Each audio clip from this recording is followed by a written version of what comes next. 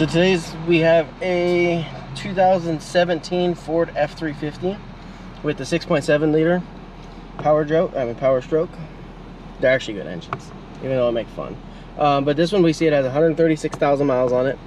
Right now we have a p20EE for the Scr Nox catalyst efficiency below threshold. Now there is a technical service bulletin for this truck to reprogram the PCM to the latest calibration, because I guess they just throw erroneous codes for this. But I've already done that. I gave it back to the customer, let him drive it, because we get very short amount of time with these because it's a fleet truck. Light came back on, we got the same code, so that's great. So now I want to show you something. This is one thing I always recommend to check on these trucks. Watch. See all the pressure? Doesn't mean that the engine's blowing up, it just means that the crankcase filter's plugged up. And if it's puffing really bad, then you might have an engine issue if it's running like crap. But in this case, the crankcase filter's restricted. And you can see I pushed the cap on, now I lost the cap. But not only that, I'll show you guys in a little bit. It has a Champ air filter, which is aftermarket. The mass air is completely covered in dirt. So for my first step, I've already looked over everything else. Everything else visually looks fine. There's nothing really going on. Per the testing, this is what it tells you to do, check everything. And the next step would be to check the injector after we get these two fixed. The DEF injector, check the flow rate of it. But we're gonna stop with that. We're gonna go with this and then see what happens. But I'll show you that mass air when I get it out, because it's really, really, really bad. And that's why I do not like to run aftermarket air filters on these trucks. Always run a factory part. You know, factory fuel filter, factory oil filter, factory air filter, everything factory. You know, getting the belt, no. You know, certain things you don't have to. But for the filters, I always recommend factory. But let me get the authorization and then we'll go ahead and replace this stuff. So we finally got the approval for the air cleaner and the crankcase filter. So I'm going to start off doing the air cleaner. Like I said, try to always use Ford stuff. That's the part number for this specific truck. I always want to make sure that the part number is correct for your truck, because they do change. So I'm going to try to get a good bite somewhere, get you a good shot. Okay, it's really easy to change this. So we're just going to lift it up. I tried to disconnect the mass airflow sensor, but I was unsuccessful. So as you can see, this might be a little difficult to see. So this is, it's hard to see because of the glare, but it says Champ. So I know it's made in America. It's supposed to be a good filter. I've had so many issues with these aftermarket filters on these trucks. So that's why I prefer to run a factory. And our airbox is clean inside, so we're clear to go ahead and stab another one in. Motorcraft, and you can tell there's a visual difference right off the bat. It's not like it's the same filter. It is. People will say, oh, it's the same exact filter. It's absolutely not the same filter. You know, eat my brain. There we go. It's just, I prefer factory filter. Even in my personal vehicles, that's all I like to run is factory parts. Or, you know, like on the European cars, you run a high quality German brand for like a filter, like a MAN or a Bali or something like that. You don't want to cheap out on your filters. This one fits a little better too, because I'm having a difficult time. I don't want to crush it. Ooh. Be careful putting your fingers in the middle of the filter, because it's very sharp. Okay, so we got two little cavities. They just kind of sit. That's kind of not a very good design. Yeah, be very careful with the filter when you touch it, because it's quite sharp in the center. Okay, there we go. See if this pop right down, lock it down. There's 4 total tabs. There's one right there, one right there, one right there, and then there's one that's kind of it's not a pain, it's just in a rough spot right here. So we got all those 4 hooked up. Now we're gonna move on to the rear, and we're gonna go ahead and get this mass air out. Throw this in.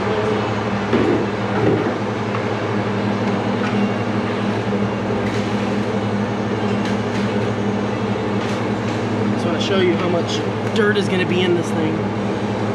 And I know you're theoretically not supposed to clean a mass air only for testing, but I've cleaned more than I care to. and I've actually never had an issue with the mass airflow sensor after cleaning it. Because it happens so often on these trucks. You see all the dirt right there?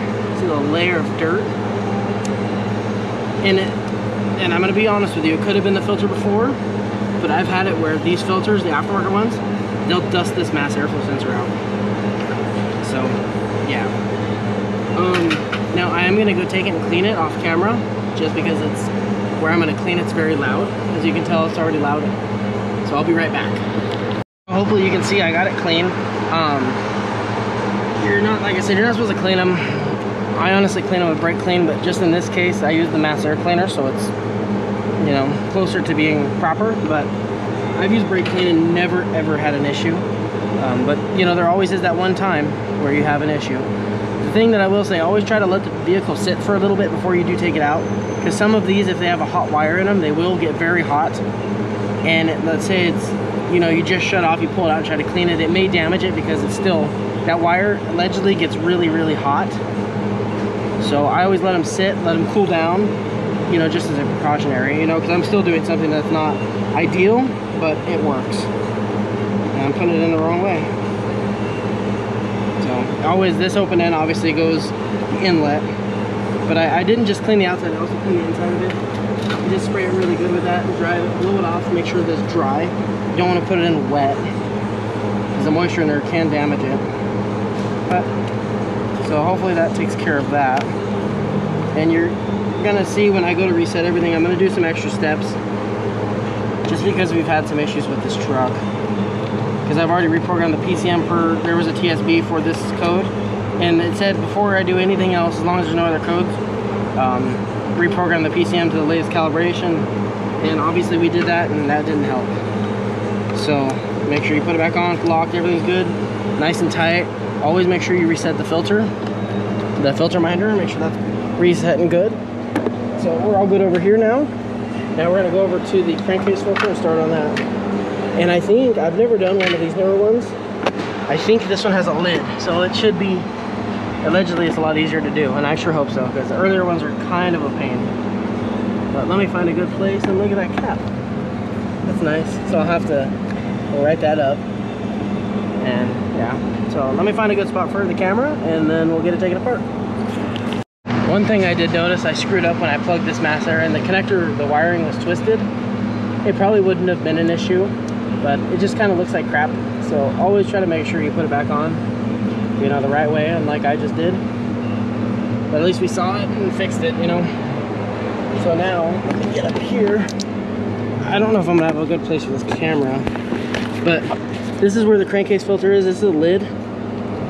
And then this is the new filter that we got. Again, another Ford part, an upside down one at that. I opened it up upside down, and you can see this one's just a molded rubber lid with a relief valve and 2 filters. So we're gonna go ahead and knock this sucker out. Trying to find a good spot for the camera. I want you to be able to see a little bit. So, I don't worry about the camera. This is kind of a tight spot up here. So I'm gonna clean it. The cleaning ain't probably gonna do crap for it, but we're gonna try. Try to make it not look bad. Just so when I open it up, I don't get crap all inside the engine. I should probably grab a new can. Get the front, get the back. Okay, well, that's as good as it's gonna get.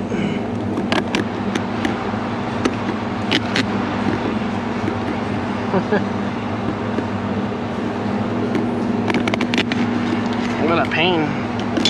So hopefully you can kind of see there. Sorry for the quality, but it's gonna be a little tough to get in there and see. And should be careful, because I just sprayed a bunch of brake clean in there, and it is flammable, so you should be careful using electric tools. Just make sure your tool doesn't back up into, I'm gonna have to pull this fuel line off, back up into the firewall, the top of it. So we're gonna pull this fuel line off, because I need to get one of the bolts underneath. All you do, let me show you again, you just squeeze these 2 tabs together, push them down. You don't even have to take the clip out, you just push it down, and hopefully she doesn't squirt on me. Perfect. So just leave it just like that. Try not to get no crap in there. I've never done one, so I don't know if we have to take the fuel filter out or not. I'm hoping not. It's not too hard to do, but it's just more stuff that I have to do. There's one in there, and then we have this one. And let me get my short socket on there. Ready? And I'm gonna blow it off before I get in there. Okay, now we're back at it. We're gonna try to get these bolts. I'm gonna have to move this. I can't even see back there. Say hello. Oh, my camera doesn't bend anymore. So we have this one right here.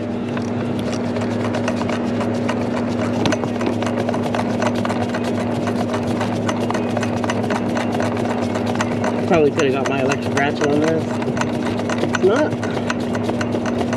I don't know, it's not a horrible design, but it's not that great of a design. I wish they didn't have so many screws in it, but you know, it is what it is. They engineered it for a reason. I had to grab my favorite ratchet. I don't like the one with the lock-on piece on it. So we're gonna go ahead and do this one back here. There's one right in the corner, and these are all 8mm. It's gonna be very loud, sorry. Oh, let's see if I can get my hand back there and try to turn it a little bit.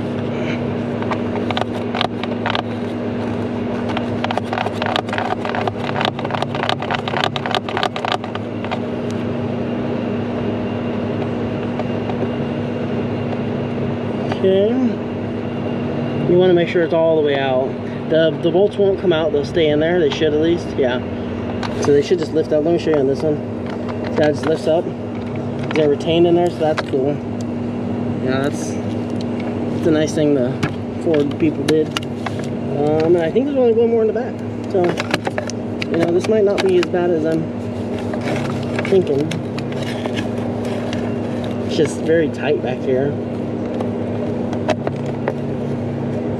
And I guess what's nice, if they still put the injector IQA codes on here, it won't be, you're not replacing the cover, so the IQA codes will still be up here. That's one thing I did not like when I changed the crankcase filters, is you lose the IQA codes. You know, if someone ever had to reprogram the PCM, then they're kind of screwed. It just makes your life a lot difficult.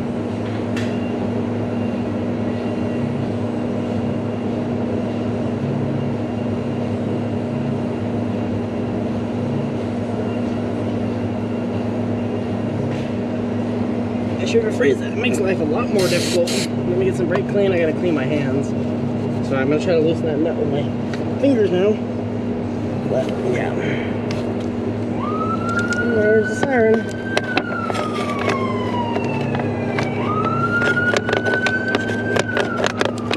I have long ratchets for this, but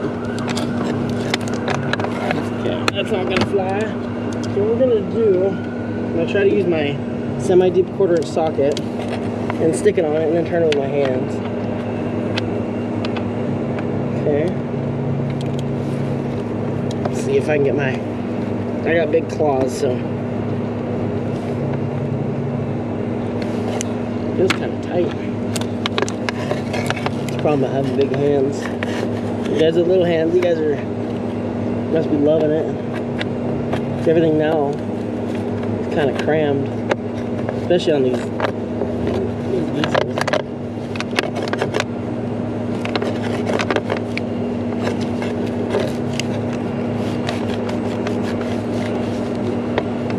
Okay, so I have one trick when it starts doing this.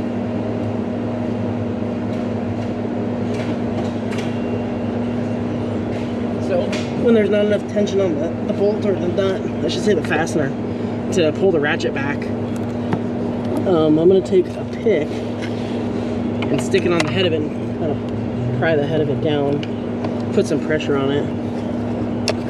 It's kind of a little tight in here to do that, but you know, it is what it is.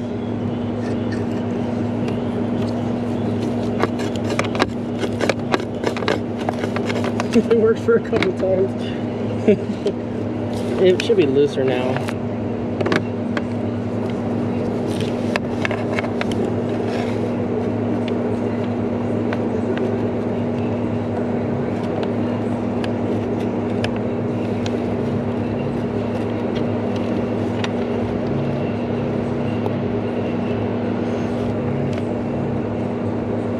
because I'm putting pressure on the cover. I'm able to do it right now. I'm not putting any pressure.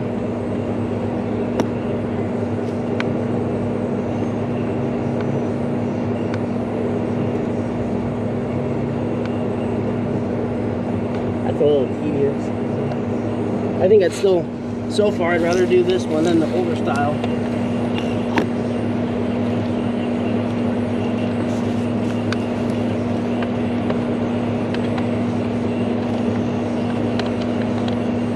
I think I got it. Use my left hand on it. You just trade off hands if you get tired, you know.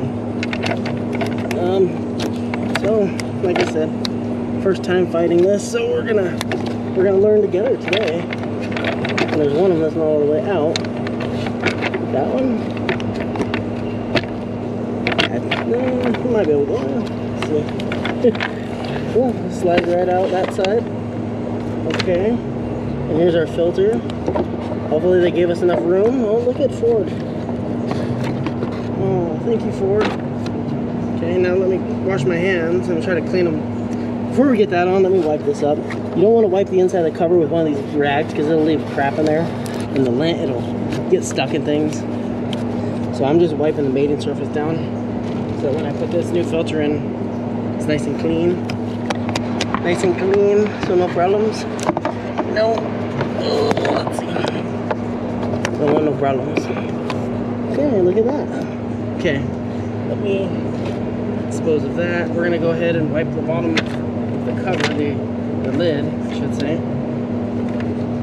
Just wipe the inside. We're not wiping the whole thing, just where the mating surface is.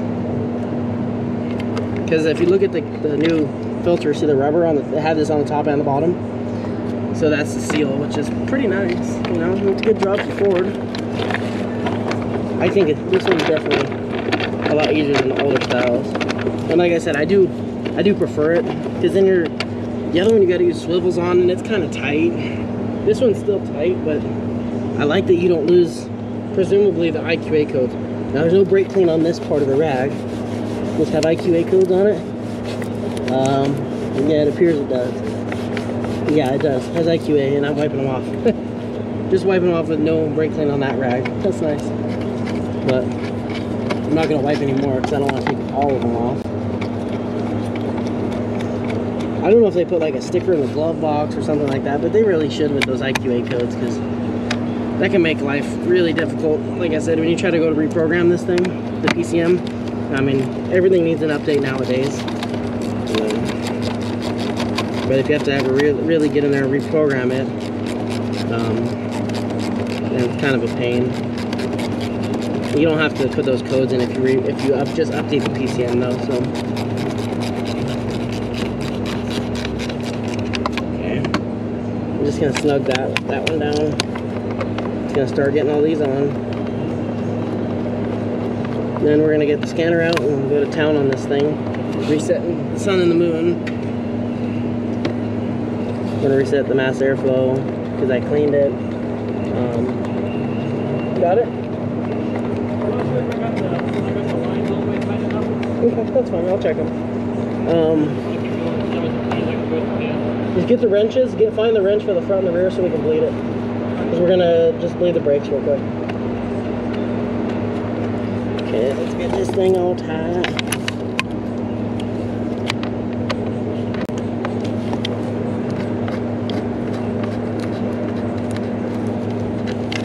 Now we get the fun one in the back.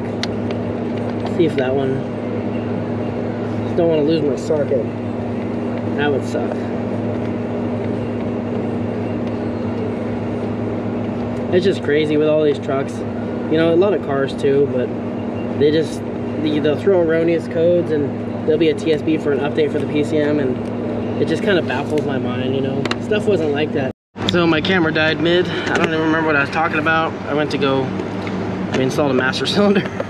So I think I was talking about all the updates. You know, all these new trucks and stuff, they all require updates. Kind of just weird, but it is what it is. I guess that's why they're trying to go the electric car route, so they can do wireless updates on everything, and you know, don't have check engine lights, bring them back in. And what sucks is if you buy a newer truck and you put, you know, 100,000 miles on it in a couple years, you're already out of warranty, and then when that TSB comes out for, you know, say these trucks, they have a, there's another TSB, I don't think it's for this year, but it throws an EGR flow excessive code, and again, reprogram the PCM, and you know, some people, if they're out of date, they'll try to charge you for that stuff, you know, and unfortunately here we have to charge for it. I wish it was, I wish I could do things for free, but you know, unfortunately my mortgage payment isn't free. You know, we all have bills to pay, especially this time with everything being so expensive. It's tough out there, but that's life. But this is actually a really good design. You know, I prefer it, and that's good for Ford. For, you know, they fixed their kind of flaw, in my opinion. So you don't have to take the whole stupid housing out. Just change the filter and you're good to go. And I don't remember how I had this camera, so I'm having a really difficult time getting the camera to stay. So apologize about the camera, I'm being all funky, but that's just who I am, a funky cameraman. So let's get this back one nice and tight, and I think we'll go ahead and reset everything. I think in the testing it says to go drive it 10 miles and see if it throws it again. I don't know if I'm going to be able to duplicate that today, because they do want it back. So I might just go take it for a drive as long as I can, and then just give it back to them. And they're really cool, they understand. I made them aware that we're doing this, and then they're gonna have to drive it and retest, because I don't really know. There's just so much stuff that code is so generic, it can come up with anything for the SCR. So that's why we're starting with the obvious. I mean, the mass air was dirty. I've had aftermarket air filters cause these kind of codes.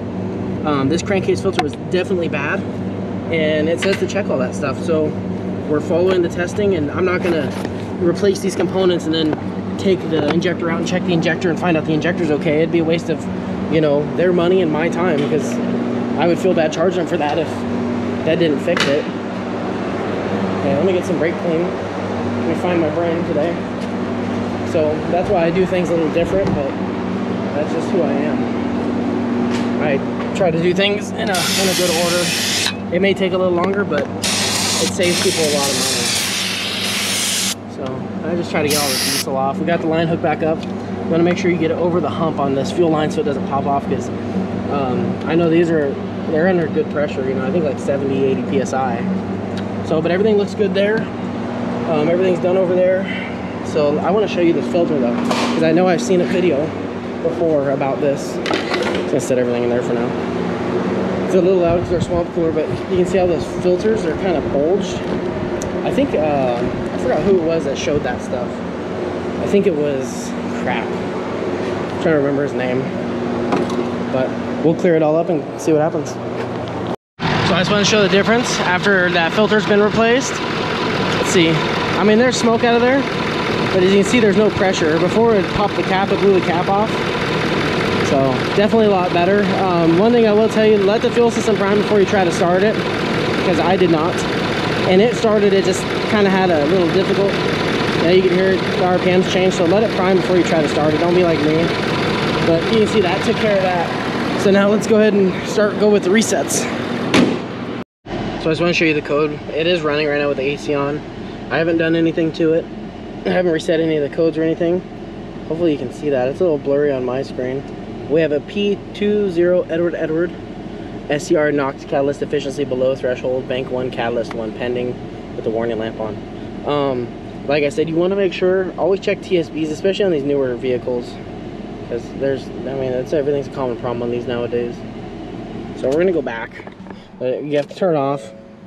So we're gonna go engine. I don't know why I went all the way out. It's one of those days. So we're gonna clear the codes, get rid of that. We're gonna exit. We're gonna go back. We're gonna go functional test, special function, clear, reset that. Now we're gonna pick what I want to reset. Now we're gonna do the mass air first. Okay, so mass air is done. Once you turn the ignition off, turn it back on, and it's gonna reset the menu. Okay, we're gonna do that. And now we're gonna do something probably I shouldn't do. We're gonna do the DOC. And now understand, the only reason I'm doing this is because I should have turned the key off. The only reason I'm doing that is because After you reprogram the PCM with the updated calibration, it tells you reset that, but I'm wondering, these trucks are just kind of really finicky. That if you don't, say I reset all that stuff and the mass air was skewed, now those readings are skewed because the mass air was skewed. So with me resetting the mass air, I should reset those too, so everything has a fresh start. And I think I need to go look and see what else I need to reset because I don't remember. Typical me. So let me go look real quick and we'll see. So funny thing, I actually took a picture of it. So we got the oxide catalyst, that's been reset. SCR parameter, that's on the other side, and carry out a DPF reset. So that's done. Okay, we're gonna turn that off.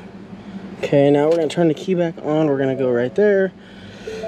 It wants to do the SCR parameter reset as well, and this is part of the TSB for the reprogramming. So like I said, I'm just doing this to cover my butt because these trucks, everything's so adaptive nowadays, so it's really hard to get an idea. DPF parameter reset, and that's what it wanted over there. Parameter reset, run self-test completed, run self-test and check for DTC. Let's go off, shut it on, fire it up, and let's see what happens. Didn't burst into flames, so we're doing okay today. And yeah, so we don't have any codes. And you see I did take a picture of it the other day because I wanted to make sure that I did reset everything properly. So I'm gonna go ahead and let it run. I have to do a couple more things, and then when I come back I'll take it for a drive. So I just got back from the drive. I drove it probably about 6 or 7 miles because they're gonna be here soon to pick it up. As you can see, didn't really run through anything yet, just the misfires and components, but that's kind of a given on these. Let's go back, just make sure there's no codes in it. I had to go in as generic because it won't give me the monitors when I'm actually into the specific vehicle, which kind of sucks. And according to this, there's no codes present, so we're just gonna let them know, give it back to them, and you know, that's all we can do for the time being, and hopefully it doesn't come back. But if it does, then the next step is to remove the DEF injector and do an inspection on that, make sure we have the correct flow coming out of it. And I honestly didn't get further than that, but we'll see what happens, and I'll update you if it does come back or if it's good, because we see these guys a lot. So don't forget to subscribe and like, and have a good day.